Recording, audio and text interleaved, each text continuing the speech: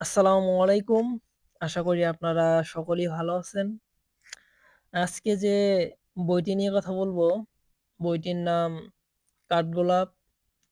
বইটি লিখেছেন ইমরান হোসাইন আবিদ। বইটি পাঠকের হৃদয়ের আবেগ, ভালোবাসা এবং একাকিত্বের অনুভূতি জাগিয়ে তোলে। কাঠগোলাপ শুধুমাত্র একটি ফুলের নাম নয়, এটি একগুচ্ছ অনুভূতির উপমা, ভালোবাসা ও শুদ্ধ প্রেমের প্রতীক। বইটির প্রতিটি লেখা মানুষের জীবনের বিভিন্ন ধাপে, ধাপে ঘটে যাওয়ার স্বাভাবিক বিষয়গুলোকে শব্দের রূপ দেওয়ার চেষ্টা করেছেন লেখক। রূপ বলদানো মানুষগুলো, মানুষের বিশ্বাসঘাতকতা সহ বিভিন্ন দিকগুলো তুলে ধরেছেন বইটিতে।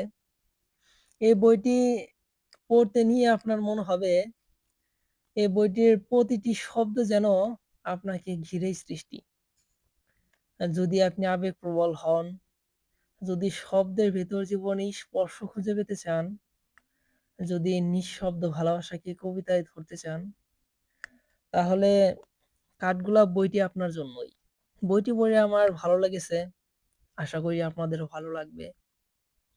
আর এই বইটি পড়ে কেমন লেগেছে অবশ্যই আমাকে কমেন্ট বক্সে জানাবেন।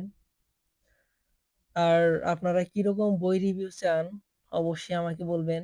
আমি চেষ্টা করব সেরকম বই রিভিউ দেওয়ার জন্য। আর যারা আমার ভিডিওটি শেষ পর্যন্ত দেখছেন তাদেরকে অসংখ্য ধন্যবাদ। ভালো থাকবেন, সুস্থ থাকবেন। Take care.